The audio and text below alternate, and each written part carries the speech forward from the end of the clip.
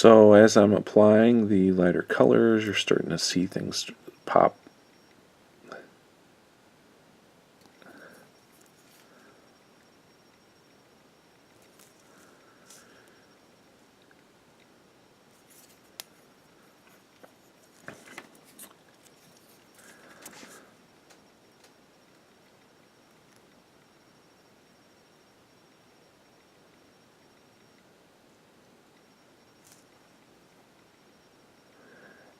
And you can start working a little bit quicker because your work, you can see where you just need to apply the color. You just keep taking that brush and around that edge.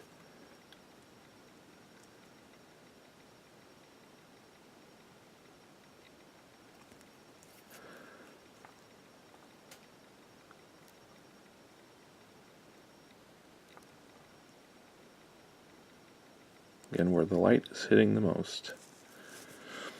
The way Matt sculpts, he always just puts so much little detail in folds and the clothing, the equipment.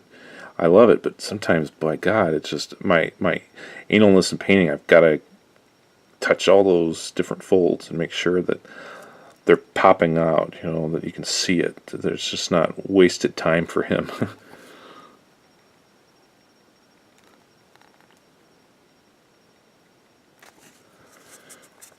Okay, so that's really starting to pop.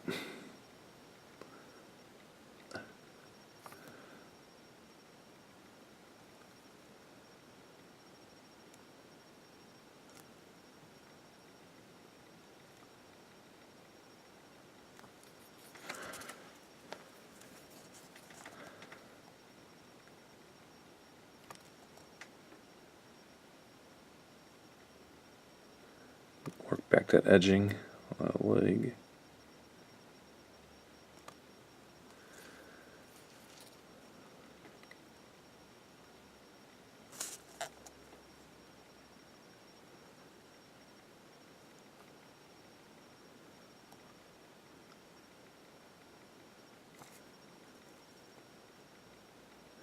And as you guys watch this, you've done this before as far as making videos.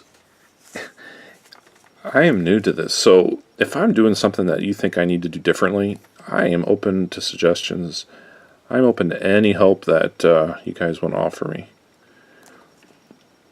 Because I want to make it better so that it helps you guys, helps the gaming community.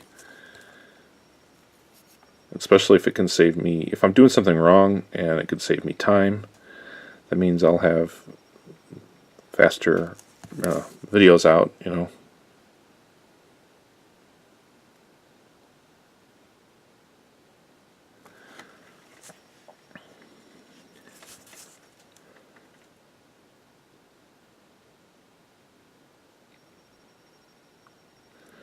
So, work in those areas where the light's going to be hitting the most. I spoke about my teacher before, Bill Narden. He always told me that when you're painting, what you're doing is you're just tricking the eye. You're just tricking the eye and make it look like it is something that it possibly isn't. And again, from a war game perspective, that's all we're wanting to do, is trick the eye and make it look like something is there when it may not be. You might be adding shadow there and adding highlights here just to build this up. You're just tricking it. So I'm going to move to my next highlight, which is Panzer Ace's British tanker. And I'm adding that to the mix that has the khaki, old wood. So I've built on, I'm constantly building from my main color. I think it's important to build from your main color so that color's still in there. I don't know. Maybe someone has a better idea. Okay, so again, I'm just hitting the highlights here.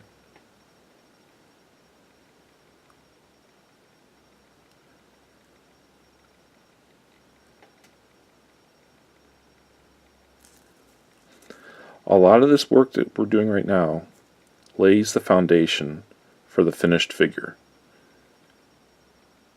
It puts everything together. Everything will come together. And it may not look much right now. And that's okay. If you have an idea of what you want the finished product to look like, and you know there's steps to get there, and that's what we're doing here.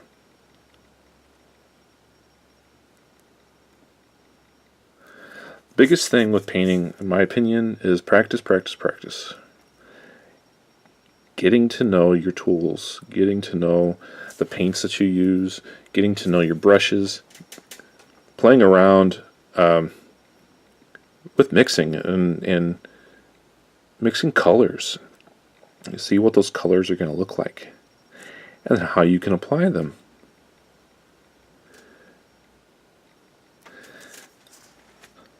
If you're painting huge armies at a time, this technique may not be the best technique for that. It just depends upon how fast of a painter you are. And when you're painting huge armies and you need a particular color, say German gray or something like that, then yeah, it's great to use pre-mixed colors. In my opinion, it's there.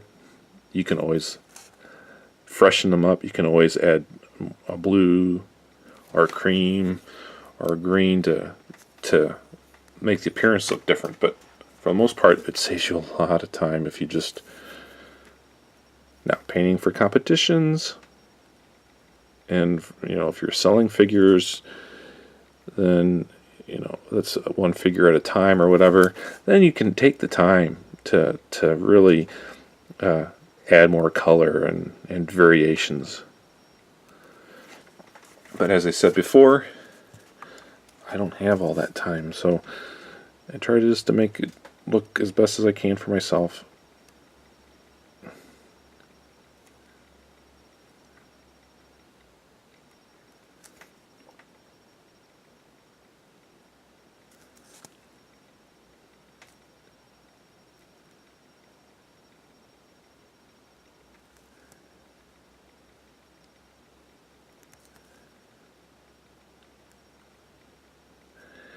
My technique is constantly evolving.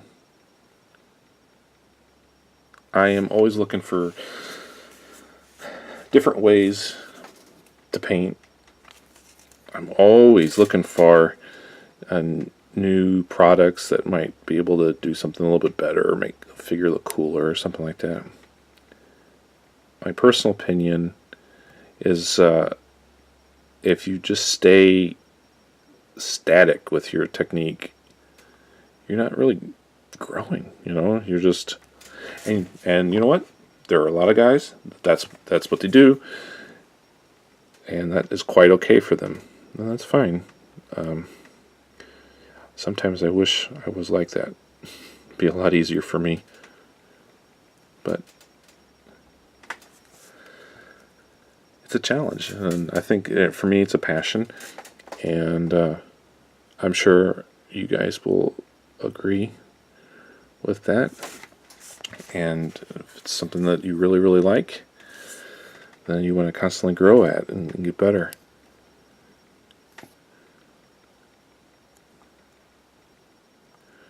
Okay.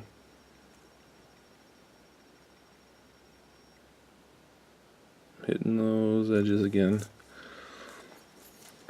Where is that light gonna go?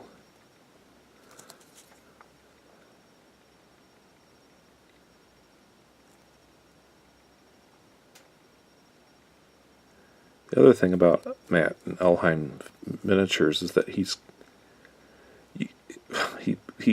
constantly, it appears, is that he's definitely doing his research and he's seeing what the guys are wearing, and he keeps up with it more than I do. So when I'm looking at a figure, I'm like, what the hell is this? Oh, okay, that's what that is.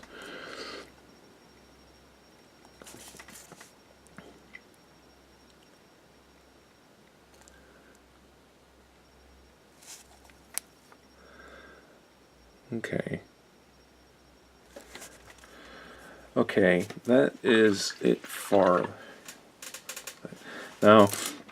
Now I'm going to start doing a little bit more finer lines, finer detail, and I'm going to grab one of my Winsor and Newton Series 7 Ott brushes.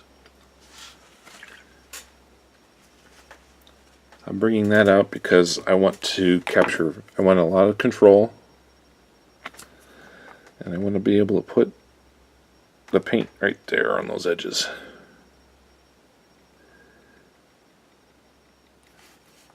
This is why I sell Winsor Newton Series 7.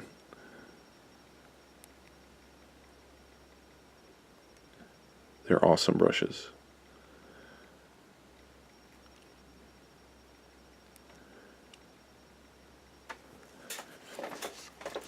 And an epiphany that I learned from James Wapple is that why use your really good brushes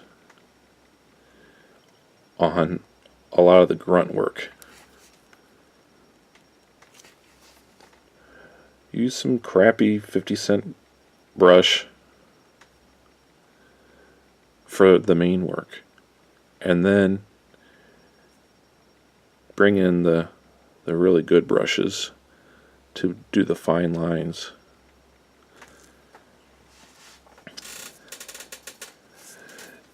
Makes your brush last longer, in my opinion.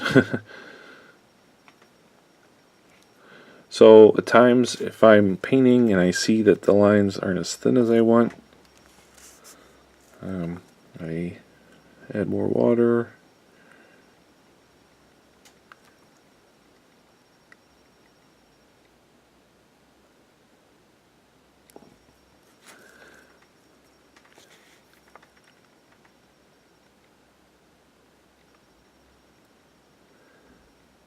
Really putting that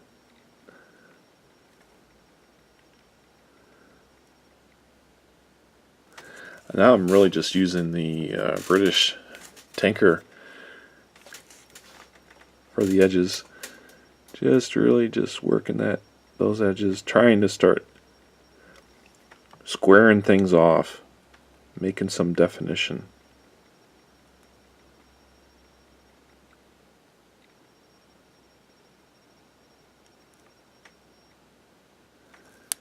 Edge highlighting is very, very, very, very important to learn how to do, because you've got a lot of paint on that edge, and edge highlighting is a way to apply that paint. And it takes a little bit of time and practice to learn how to do it. But once you get good with it, boy, you don't go back. You will use it a lot.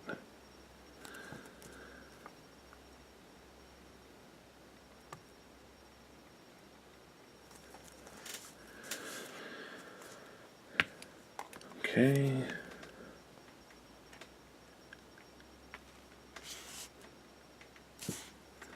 Okay, so I've been talking a lot about this pant leg here, so I want to bring that out there.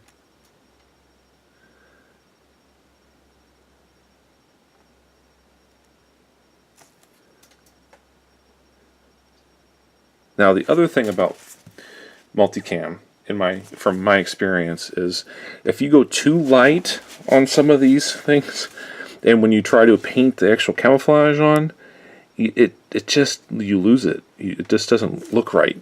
So it is a challenge to have highlights in certain areas, but then when you apply some of the camo, you will lose it. So it's, I don't know if I'm making sense, but you'll see it can be a challenge.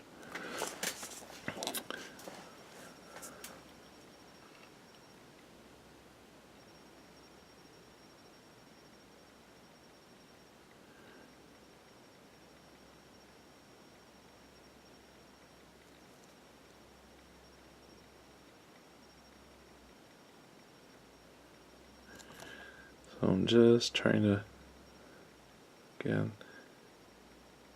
get those lines just sort of crisp. Brush is getting a little dirty.